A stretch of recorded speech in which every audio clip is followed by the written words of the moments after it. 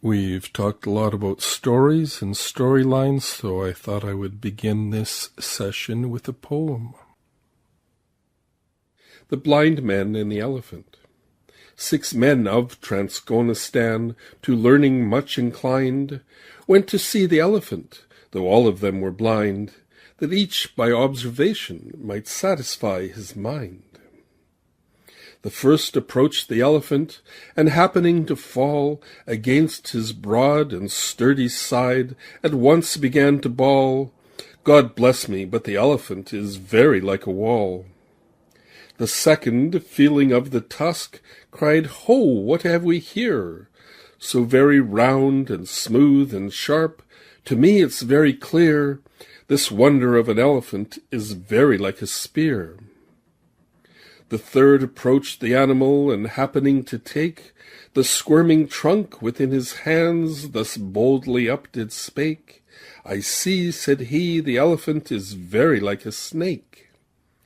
The fourth reached out an eager hand, and felt about the knee. "What most this wondrous beast is like is mighty plain," said he, "'tis clear enough the elephant is very like a tree." The fifth, who chanced to touch the ear, said, "Even a sightless man can tell what this resembles most. Deny it if you can. This marvel of an elephant is very like a fan." The sixth no sooner had begun about the beast to grope, than seizing on the swinging tail that fell within his scope, "I see," said he, "the elephant is very like a rope." These fellows of Transgonistan disputed loud and long, each had his own opinion, exceeding stiff and strong. Though each was partly in the right, they all were in the wrong.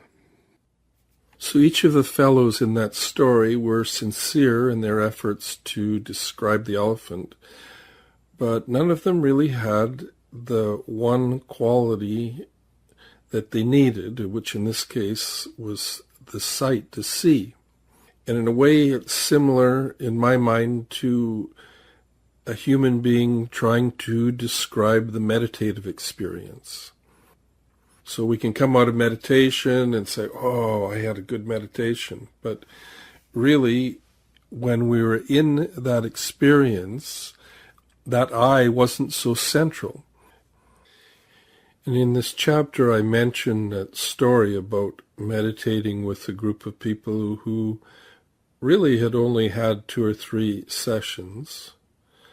And after meditation, I gave them 2 choices. I said, "You tell me which of these 2 best describes your experience in meditation." And one was the proper English sentence, "I feel peaceful." And the second choice was just the single word, peaceful.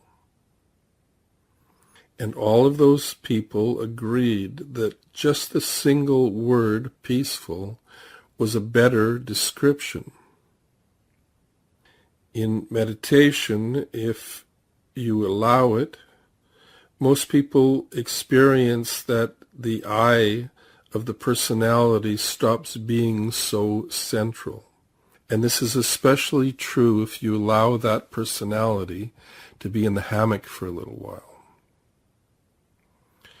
So it's a kind of recess or break from making an effort. Because in meditation, if you're trying, that very trying is like static on the wires. So it's a very free experience if we allow it to be that.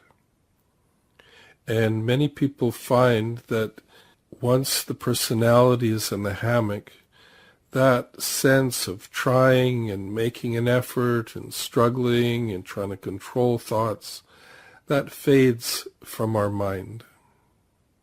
So we stop being this person trying to do something in order to gain something.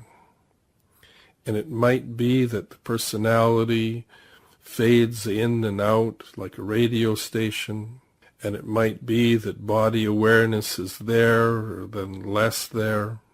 and we might hear sounds or feel physical sensations in the body.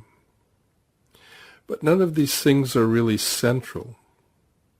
So this perception of being a person doing an activity to gain something from that activity, it doesn't actually fit the meditative experience very well. The process itself is so simple if we let it be. For a little while, the personality is in the hammock, on recess. So the whole sense of trying, making an effort, trying to get it right, and worrying about doing it wrong, all of that recedes for a little while. And now this method becomes very, very simple. We begin to observe the breathing, feel that breath moving in the body.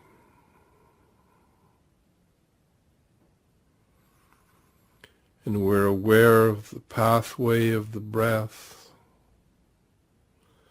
in the lungs, in the stomach,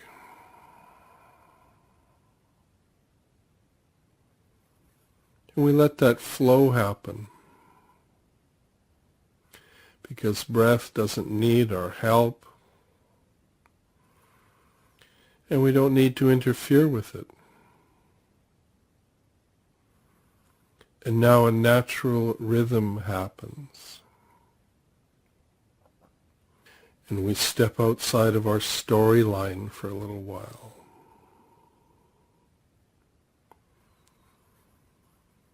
And we're without history and without planning, without effort, and without struggle. I'll join you now in silence for a few minutes.